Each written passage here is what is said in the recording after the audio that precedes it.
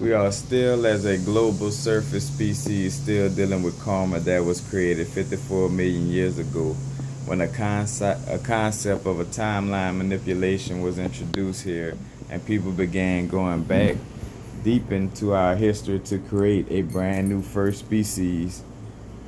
So it's just some of the little readings that I had off a video I had earlier, just talking about how we still dealing with karma from 54 million years ago, when the timeline manipulation was introduced, like where like a soul shards was basically battling it out to create the first species, and kind of like going back in time. Like, so only way you could go back in time is to create time.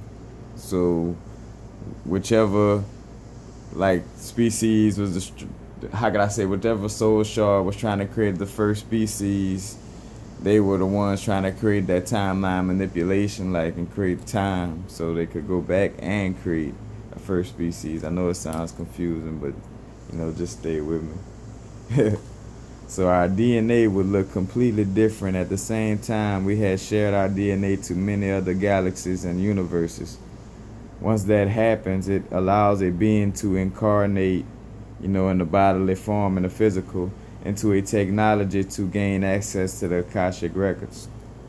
And if you're not familiar with the Akashic records is like the spiritual and just metaphysical world of records that's kept by everything on the earth, and in the fifth dimensions, like, it's basically like a record of everything your soul been through, or everything been throughout the universe. You know what I'm saying? You could find out, like, you could have OBEs, out of body experiences, or like going to DMT trips, or just kind of meditate to attain the Akashic records, and kind of get visuals and see, like, what's been going on with your soul and where your soul been.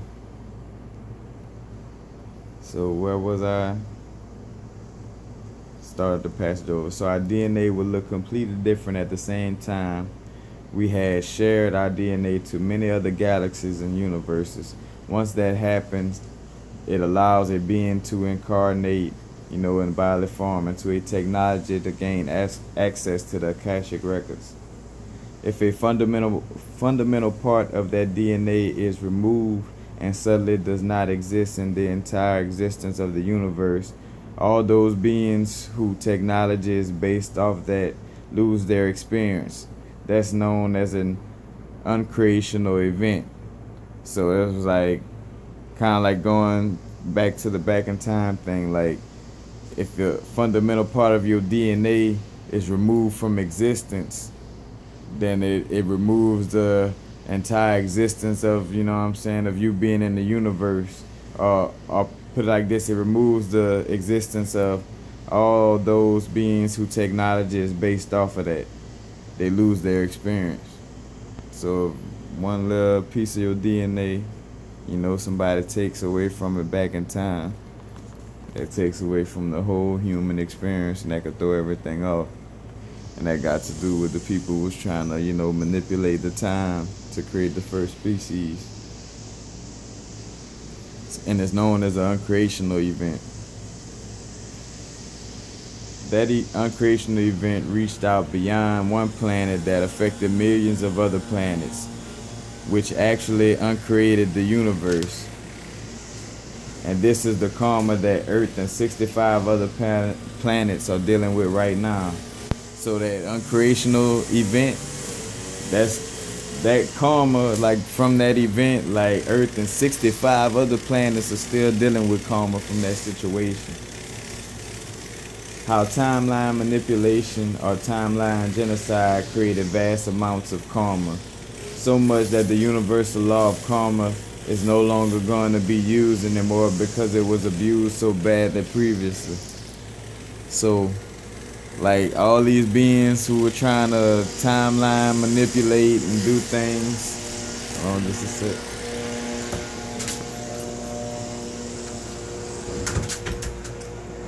Those beings with the timeline manipulation, like, they did so much of wrong and bad with the genocide and the uncreational event that they created, that they just gave us bad karma like for years and years, to where the laws of karma just had to be taken up, like it had to be changed around to where we're going off our own karma, because if we were still working off karma from that situation, we'll be working it off forever, basically.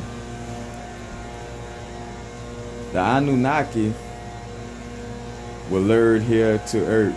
Earth is a 7th-dimensional galactical seed planet.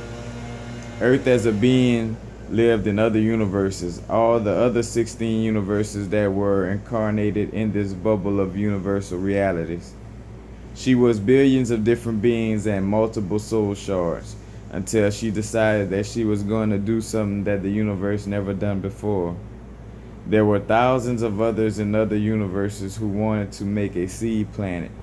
A seed planet that's connected to the universe mind and its dreaming mind.